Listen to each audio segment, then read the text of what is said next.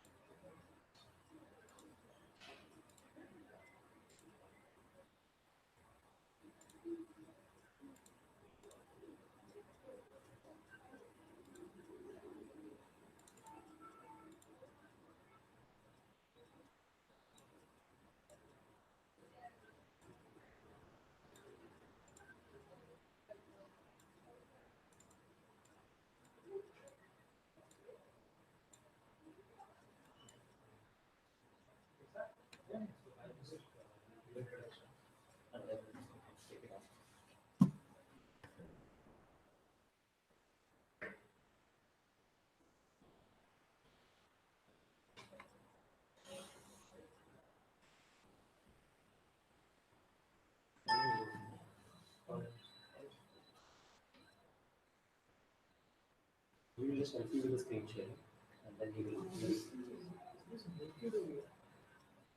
Sorry? No, yeah, mine has been. So this will unmute automatically. Then I will then I will introduce him. Yeah.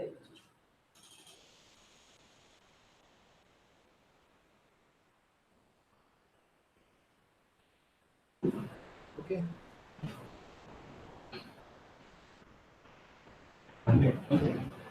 Hello everyone. My name is Harish. I'm from Team Flip. I would like to invite to this webinar Mr. Jaishankar, Director of Flip Initiatives Learning India Private Limited, and I am Bangalore 91 alumnus. He would be taking you through the winning formulae for people who are aspiring to join into MBA this year and how to crack summer internships. If you have any questions during the webinar, please post them in the comment section, and we will be answering the questions at the end of this session. Thank you. Okay, so thank you, Harish, and good evening, everyone, and welcome to this special session on what shall I call it? I mean, careers and management. The reason I'm saying that is that given a lot of you are about to or have already embarked on a management program,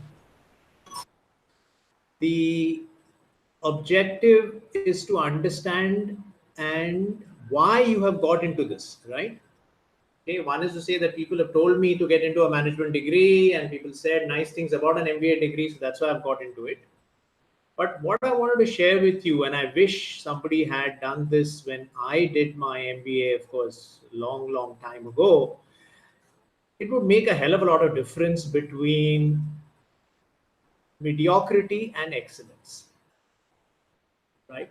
So what I will share with you is, of course, I do have a structured presentation, but I wanted to share some home truths. The objective is not to scare a lot of you, but to give you a perspective on what you all of you should do as you go into your 2-year management program, right? So let me first of all, of course, congratulate you on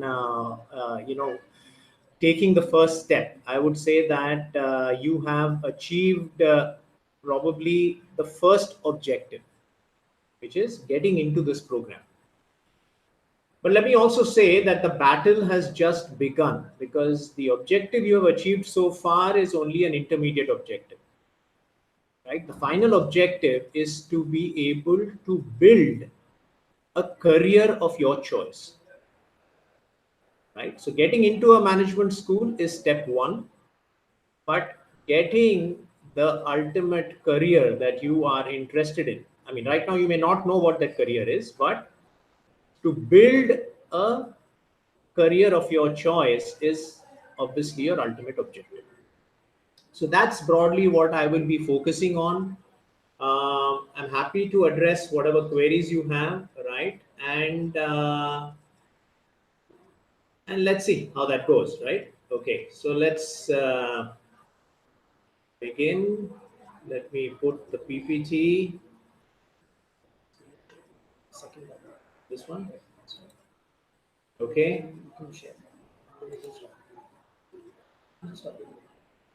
This one. Okay. So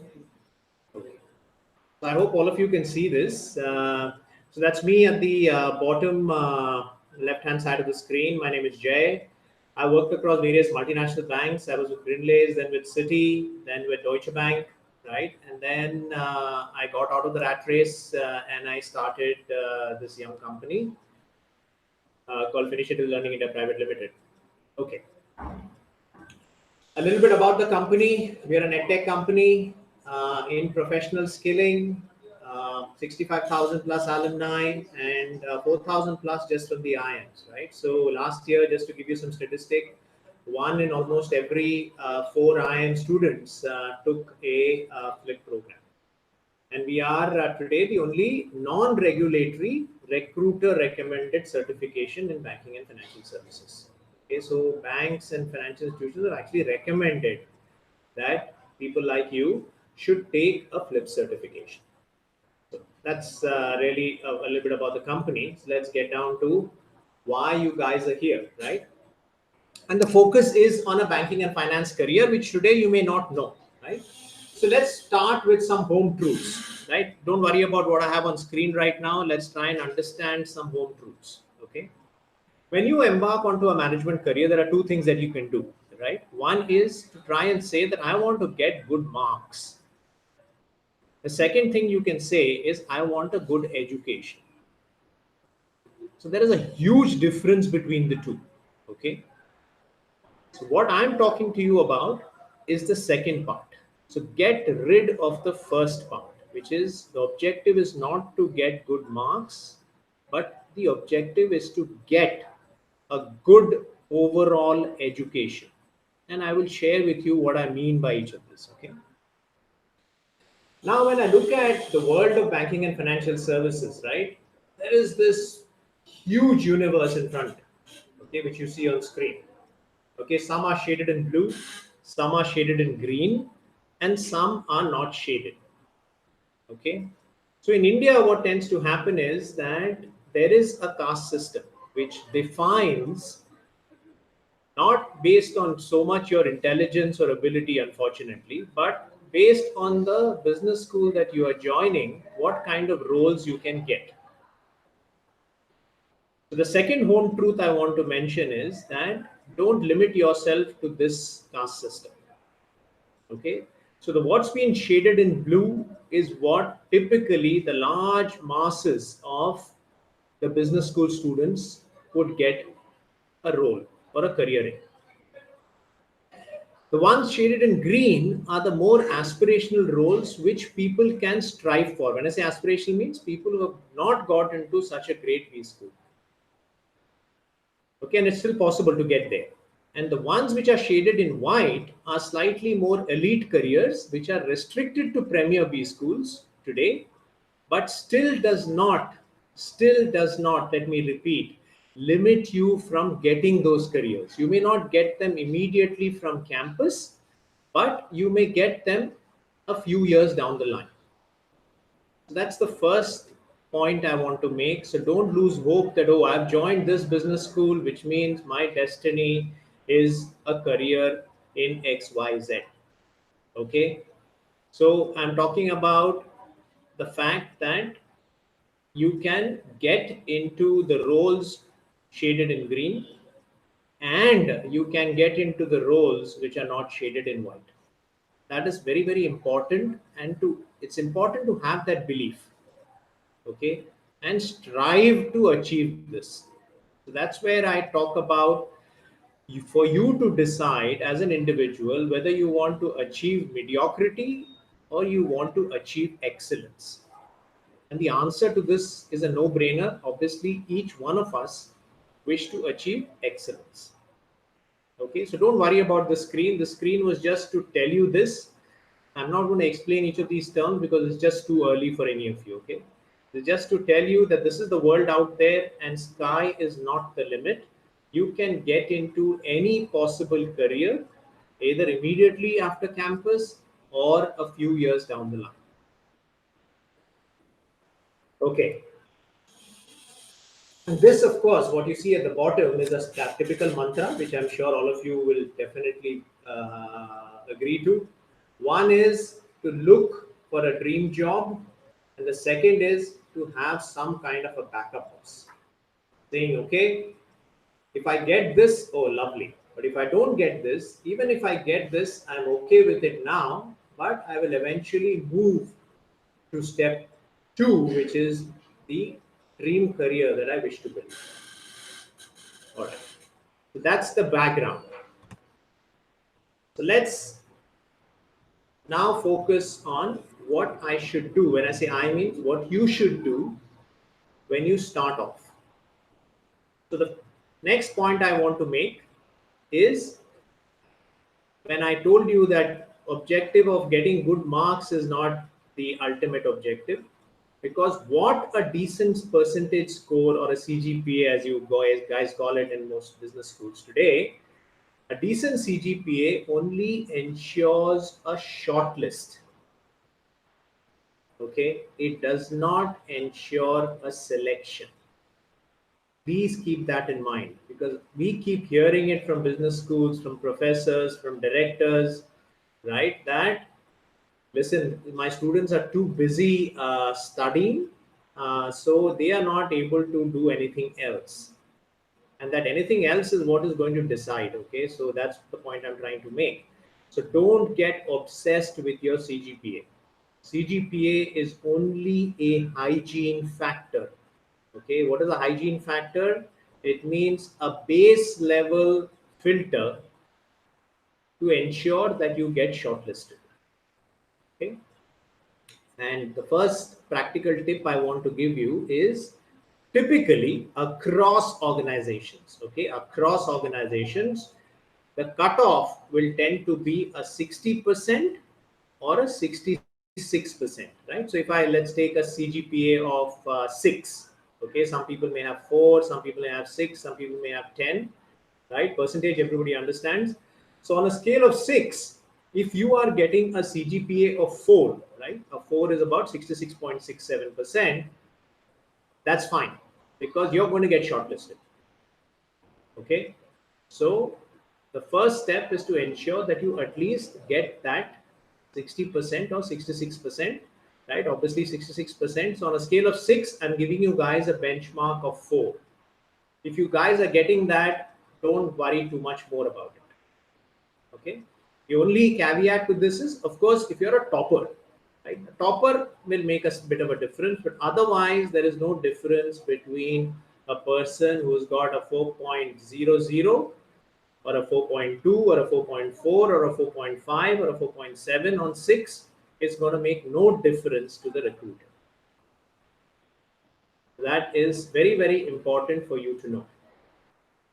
The second thing, as far as scores or marks are concerned, is the only other thing which a recruiter looks at is that your scores are consistent. Okay, what do I mean by that? You've got a 90% in your 10th, you've got 70% in your 12th.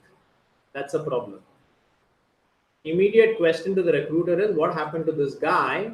How did he or she score 90 in 10th and then drop to 70? Is there something wrong? So if both of them are 70, there is no problem. That's the difference I'm trying to tell you.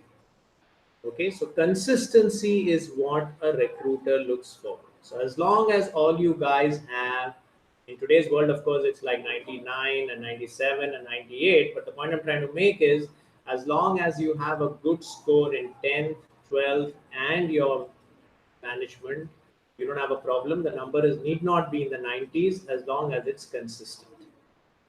Okay. So let us say that is done, right? Which means you have achieved that bit, which is not too difficult nowadays, right? You have to really struggle to not get such a CGPA. Okay, so let's assume that this CGPA is done. Now don't worry about your academics anymore. Now what you have to do is to look for something which will differentiate your CV. When I say CV, resume, biodata, whatever you guys want to call it, what will differentiate your CV from the millions of people out there. The reason I say millions is in India, everything is in millions, right?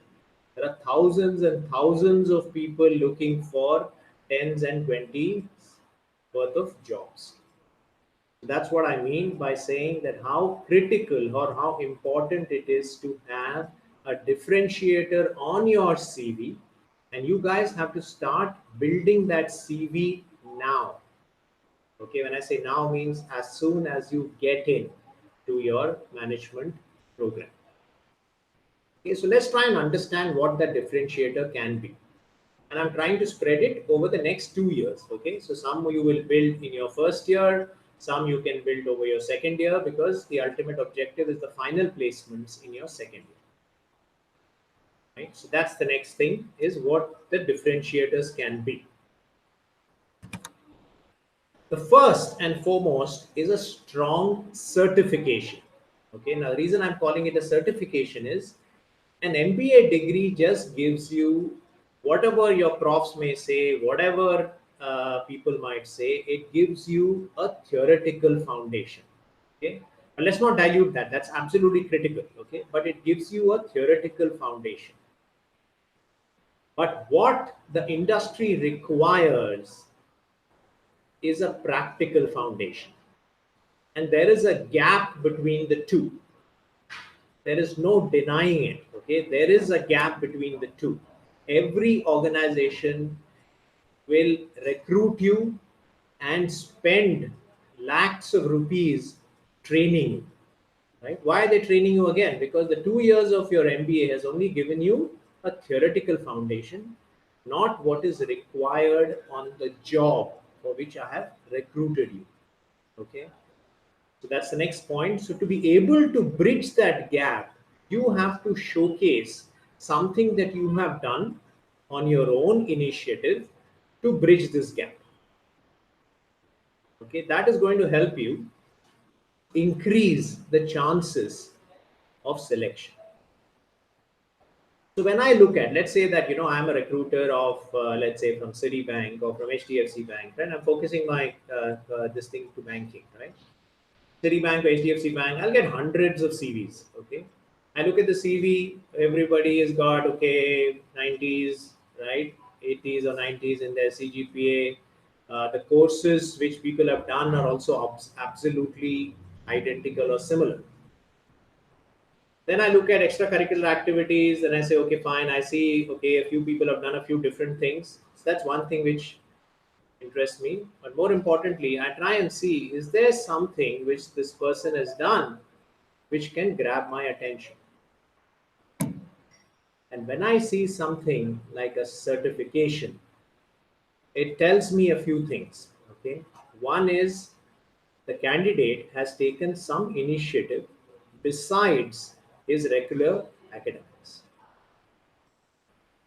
Okay, which means he has gone a little beyond. When he or she has gone a little beyond his academics, his or her academics, to show some initiative and passion towards this career. The second is, if the certification is a good one, right, it also gives you the practical knowledge required to crack interviews. Okay, the interviews are not going to be on theoretical concepts. Okay, the person is going to test whether your fundas are strong. So fundas are strong means what? The person is going to ask you some practical questions, and you should be able to answer them, which in a lot of cases a theoretical foundation in your MBA does not give you that perspective. So that is why, let me reiterate, a strong certification in the area of your choice, right? Because if we are talking about banking and finance here, a strong banking and finance certification will be one key differentiator which the recruiter will look for. And when the recruiter looks at it in the CV, automatically it grabs the recruiter's attention. So let's look at some of the certifications that are available in the market. Okay, so one is, of course, a lot of you must have heard, is a CFA, right? Which is a broad-based program covering a range of areas, right? A one-size-fits-all kind of program, which is similar to what an MBA does, which is a broad-based foundation. Then you also have programs which you must have definitely, I mean, you will get to hear as you go along, is certifications awarded by the National Stock Exchange or the NSE. Okay, they are called NCFM certifications or from the NSE Academy. And the third one which you will come across if you're looking for a career in banking and finance is FLIP. Right? So I've just listed down some of the FLIP certifications which are broad-based for anybody who is interested or looking for a career in finance or wants to understand, okay, what is this world of finance all about? I'm not sure that I'm interested in a career in this, but if I do something like this, and at least I'll get to know whether I would like to build a career, right? So take a look at some of these certifications. The first one is a broad-based one, Finance and Banking Fundamentals. If you guys are interested, people who have some exposure to financial markets and maybe find that capital markets is something, an area of interest, then there is a program on equity research. So I'm giving you the two most popular programs which people take who are embarking into a management program. Okay, so that's the next bit. So the certification is done. So you've got your basic hygiene factor, you've got your CGPA done, right? And then you have added a certification onto your CV. The other is obviously a good summer internship, which can be a talking point during your interviews. And I'm talking about the final placement, right? Summer internship is obviously intermediate this thing to your final placement. And the reason why a good summer internship is important is a lot of leading organizations today have preferred to recruit people who have done a summer internship with them, which means that they give what is called a pre-placement offer or a PPO. Why is that? Because typically when I come to campus and conduct an interview, right, it's a 15-20 minute interview. How much can I judge about you, right? You're obviously projecting your best side during that 15-20 minutes. But when I recruit you for a summer internship, I'm looking at you over an 8-week period. That's typically the duration of a summer internship, which is 8 to 10 weeks. So I'm actually seeing you perform on the job. I'm seeing who you are, right, over an extended period of time. So there are higher chances of getting a PPO conversion if you do a good summer internship and obviously do well during your summer internship. That's the other thing which you must keep in mind. A lot of times that doesn't happen because, you know, by the time you join your MBA, you're not sure what it is. And then by August, September, Summer internships are done and dusted, right? So a lot of people land up, and given the restrictive placement rules, whatever internship you get, you just have to accept it, right? But if you're able to get a good summer internship, and I say good summer internship means an internship in an area of your interest, then of course that will also be a great differentiator on your CV. The third is obviously projects. Okay, now here again, you can restrict yourself to the standard projects which are available as part of your academic curriculum. The other is to actually go out and look for some industry projects. Okay, when I say industry projects, means you can go and meet an investment bank in Bombay, Bangalore, wherever your college is located, and say that please give us some live projects.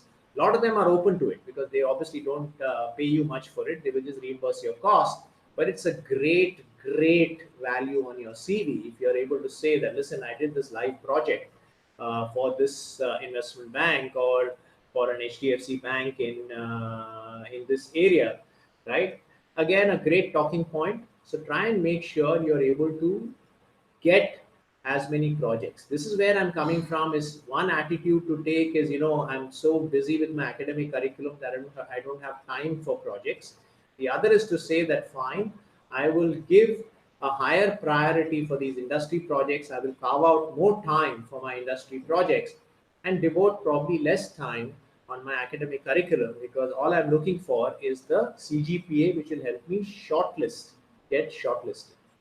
Is that okay? So that's the next thing, which is projects. And finally, I made this point earlier, but I want to reiterate it, is that today a lot of recruiters are looking for a well-rounded CV. Okay, what do I mean by a well-rounded CV? Is this fellow a person who has just focused on academics and not bothered about anything else? So what does that mean? Not bothered about anything else. He or she has not participated in any extracurricular activities. Okay, so if you've done that in your school, excellent. If you haven't done it, doesn't matter. You still have time over the next 2 years. Okay, try and get into as many committees as possible. Okay, one very good committee to join is the placement committee. I'm sure all your B schools will have a placecom, right? Try and become part of placecom. There will be a cultural committee. There will be a finance club, right? There will be a student committee. Whatever the committee is, try and get in. And if you are the coordinator, typically the coordinator will be a final year student, but if you can become the coordinator of that particular committee, that is again a tremendous differentiator in your CV, because it displays a level of leadership and teamwork skills, because you obviously will be working with teams. And of course, if you've achieved a few things, you can also showcase your achievements, right? When I say extracurricular, if I talk about sports, right? So let's say you played badminton at the state level. Fantastic, right? Don't give extracurricular activities like I like to read, I like to watch cricket, internet surfing. That's a whole lot of bullshit. Okay, that's not extracurricular activities. Okay, so try and put something on your CV which is shows that you have achieved something, right? So try and get into some of these committees. And if you're on a sporting side, try and make sure that you have some sporting activities at a good level. Good level means I'm not even talking about a zonal level, I'm talking about a state or a national level. Okay? That's the kind of stuff you should have to do. So if you already have that, great. But as I said, the other option is in your MBA colleges, try and get into placecom, cultural committee, finance clubs, whatever clubs you want to get into, but make sure you get there and try and be a coordinator or a leader in one of the committees. Finally, at the last point, and I'm going to stop here, is that a lot of you, again, I'm talking about people who are restricted to the companies that come to campus. Okay, because I am a particular business school, only certain companies will come to me for campus. Again, don't limit yourself there. Okay, just put down places or companies that you would like to join. Okay? They don't need to come to your campus. So you can do a off-campus effort. Okay, and there are various ways to do this. And let me share another practical tip there. LinkedIn is a very popular place where you can get in touch with business heads. Okay, Facebook is a different, entirely serves a entirely different purpose. So get yourself onto LinkedIn, put down your profile, put down your area of interest. Right, do that in your second year. Don't do that right now. Okay, in your second year, by that time you'll have a CV to talk about. Right, put down your area of interest and put up your profile on LinkedIn. If you've taken any certifications, put it there. Okay, so build a good LinkedIn profile. Okay, if you can afford it, take a LinkedIn premium account. Okay, and then you can reach out to business heads in your respective organizations. And today, business heads are open to receiving such requests in LinkedIn. They don't find it rude. You obviously have to be polite. Okay, you can send them an email with a customized CV. The reason I'm saying customized CV is you have to showcase that you're interested in that organization. Okay, so you should be able to define what you are interested in. Don't give some generic stuff and just send your email saying that I'm interested in a job. That doesn't show me anything in terms of any initiative that you have taken. So if you're able to showcase a customized CV. The other thing which you can do is, if obviously again, if you're a business school, you will have alumni, right? Okay, get yourself befriended with these alumni. Okay, reach out to these alumni in again your dream organizations. Okay, understand the job, how did they crack their interviews in those respective organizations. Again, alumni are very, very open to talking to you because obviously you're from the same college, right? So you can do a bit of that. Right? So try and look at off-campus efforts as well, whether it's for summer internships or for final placements. So again, the point I'm trying to make is you're not limited. You are not limited to what your campus offers. So get that out of your head. Okay. The final point of this off-campus effort, and then I'll stop, is to prepare a smart 2-3 line cover note. That's important. Okay, as I keep saying, don't send him an invitation, him or her an invitation saying I'm interested in a job and send your CV, right? Then put that 2 or 3 lines saying why you're interested in this organization, what kind of a role, right? And to be able to grab that person's attention, you have to highlight a differentiator on your CV, which could be a certification or a project. Is that okay? So these are some of the things that you guys have to do going forward. Okay. So the battle has just begun. So don't sit back and say, oh, okay, fine, I've got into an IM and now the IM will take care of me. The answer is absolutely incorrect. It's not going to happen. Right? The other attitude is, okay, fine, whatever job I get from campus, that's good enough for me. Again, a wrong attitude. If you want to achieve excellence, which I'm sure each one of you are, you start building your CV from day one. And all I've done for you right now is not make things complicated. I've just given you some simple steps on how you can build your CV, okay, how you can create a differentiator on your CV, right? A strong certification, a good summer internship, some good projects, okay? And eventually in your final placements, if in case you haven't got a job of your choice based on the companies that come to you for campus, how to approach some off-campus efforts, which is possible. Even Premier B schoolers do this all the time because their first job, which they have got in campus, may not be the ones that they want. So they look for off-campus efforts. So there is nothing stopping any of you from doing some of these strong off-campus efforts as well. That's really what I wanted to say. So thank you all for your patience, and let me again wish all of you the very best for your management program. And in case any of you have any questions, I'm happy to address them now.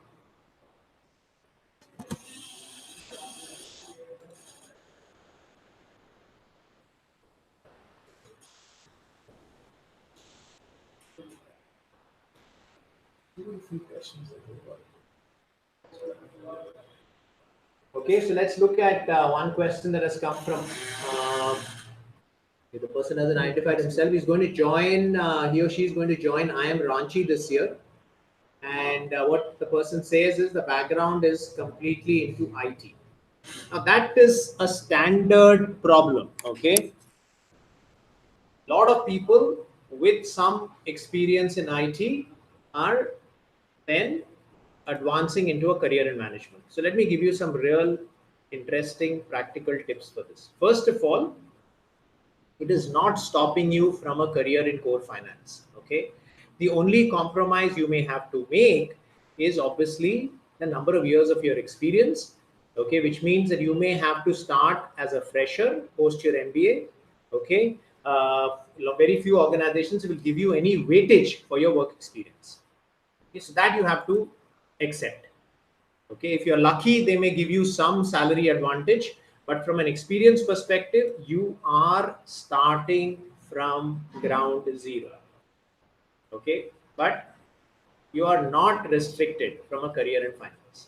Okay, the second practical tip I want to give you is how you showcase your IT experience on your CV.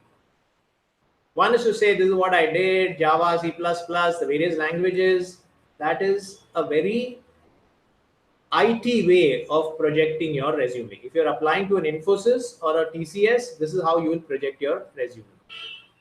But now that you have done your management, you can also showcase your IT experience in a managerial way. Okay, so what do I mean by that? Talk about the kind of projects that you have done. Okay, not about the codes that you have written, but the kind of projects that you have done, the kind of problems or the requirements that your client had and what you did to address them. So what you're trying to showcase is a more business oriented experience in your IT, saying that, okay, this was the business problem, this is what we had to do to provide a solution. Right? It could be reducing the number of defects, reducing the number of errors. It could be any way that you can quantify, but try and present your IT experience in a slightly more business oriented way and not just put down the languages or what you've said and done. That is not going to work. Okay, I hope that works for you. The next question has come from Anant Jain. He says, "I'm interested in getting into investment banking. Okay, this is somebody else. What kind of internship roles do I look for?" Right?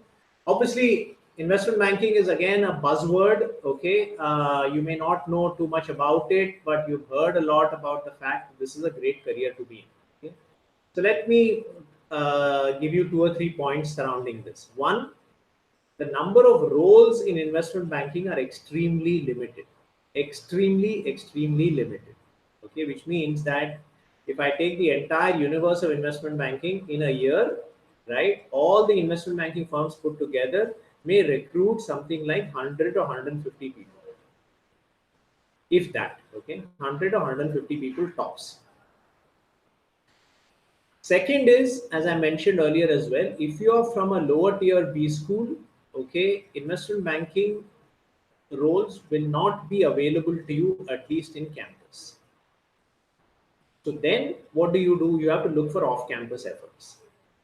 And the only way you will be able to grab a recruiter's attention, right, in off-campus efforts is if you have something on your CV related to investment banking. Okay. So the second point I want to make is try and put something in your CV related to investment banking. Okay. So there are investment banking certifications available. Take them and put it on your CV. Okay. Because that will then grab the person's attention. Okay. And these certifications also help you answer some questions in case there are any questions related to investment banking in your interview. The third is to address your specific question. What kind of internship roles, right? If you get an internship role in investment banking, great, but that may not always be possible, right? So, but there are some boutique. When I say boutique, means there are some small investment banking companies. Okay, when I say small, means there will be companies like an Avendus. Okay, there would be companies like a Veda Capital in Bangalore. right? There will be a company like O3 Capital in Bangalore. Just look for some smaller boutique investment banks. You can Google and find their names, right? And try and apply to them directly. But remember, again, you have to showcase something on your CV, right? So try and put a certification and try and apply to these people.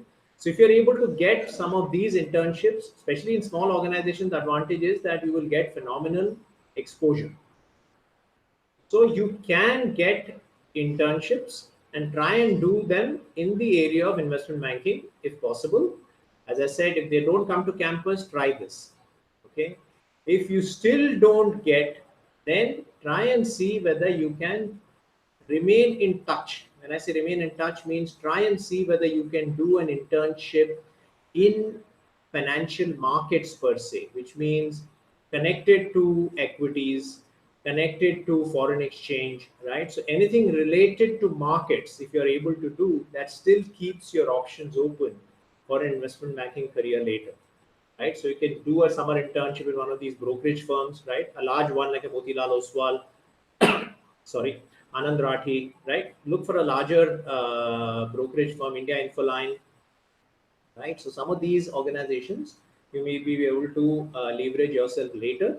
Otherwise, try these options, either the internship role in investment banking in campus or off campus, as I suggested, and that will help you get your ultimate goal, which is a role in investment banking. I'm sorry.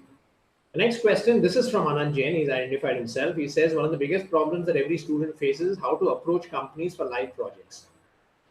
Right? How to approach companies for live projects is reasonably simple. Okay, career page may not be the best. Okay, go to LinkedIn, which you mentioned, yes, but don't go to the CEO of the bank. Right? If I talk about a bank, right? Go to the regional head. Right? If let's take an example, ICICI Bank. Right? Go to the regional head of South or regional head of North.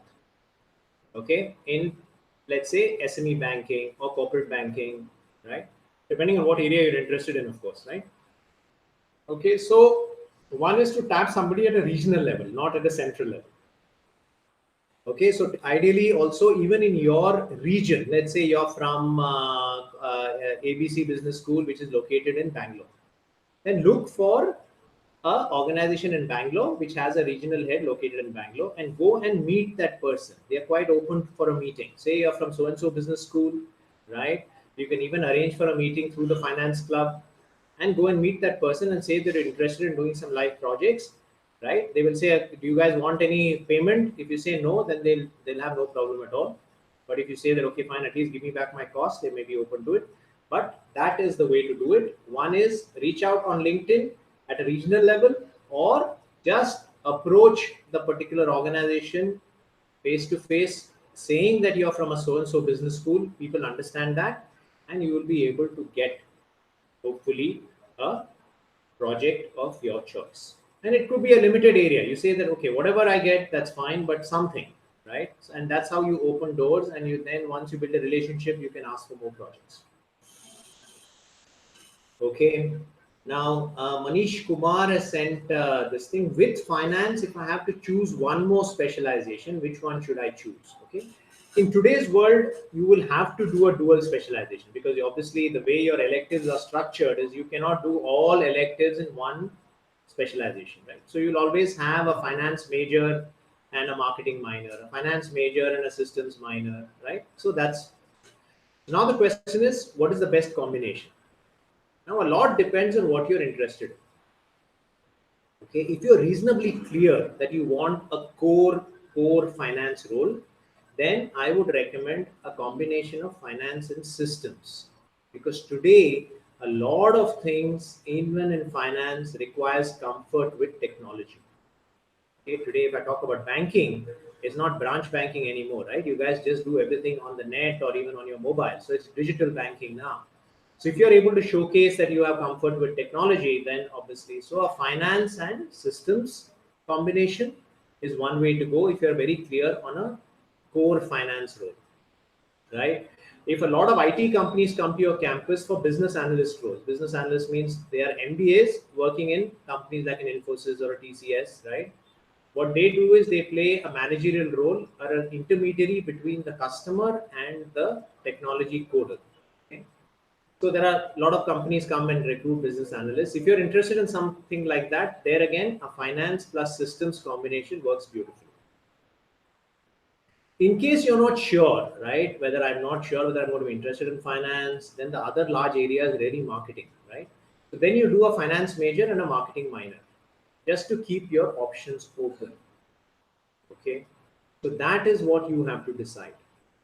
So it's typically either finance major, marketing minor, but if you're reasonably clear on a core finance role, then look for finance and some courses in systems. Okay, that seems to be, if there are any other questions, I'm happy to answer them.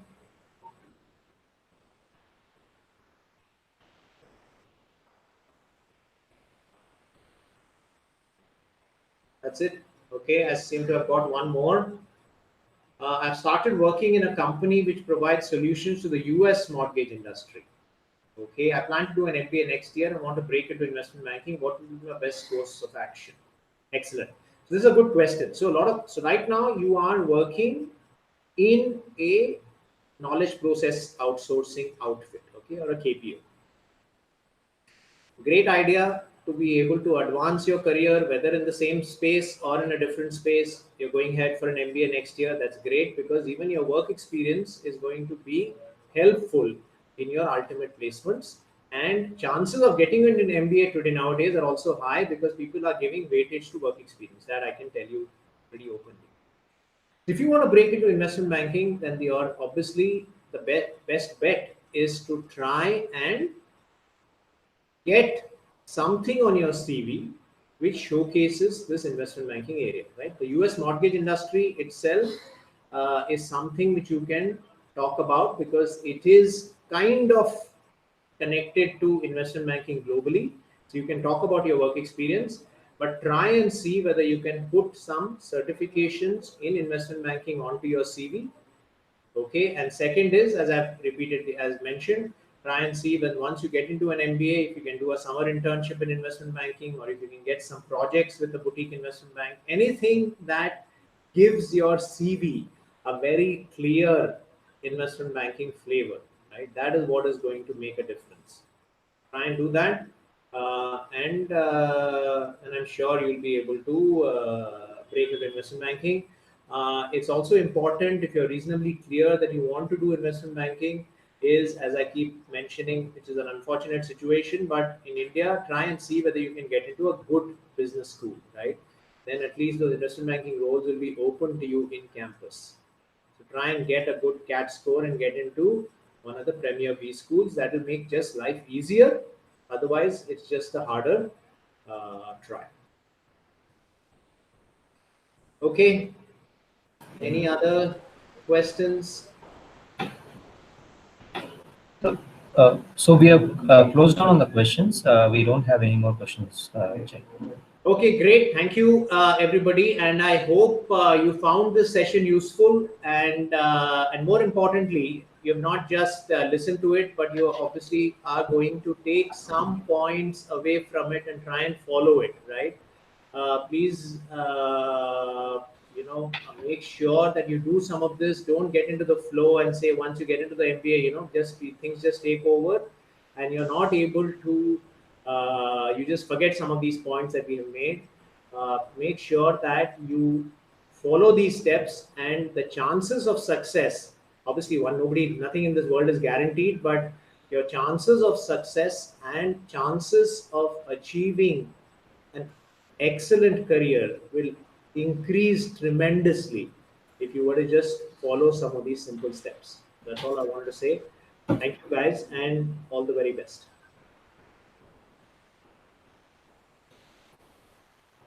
Thank you, Mr. Jay, for the excellent insights into summer internships for aspiring MBA students. So if you have any more queries, we have put on a number in the comment section, which the users can use and contact us for any more queries or any counseling that they need. We'll be doing much more webinars in the coming months, so I would also request everyone to subscribe to our channel. Thank you.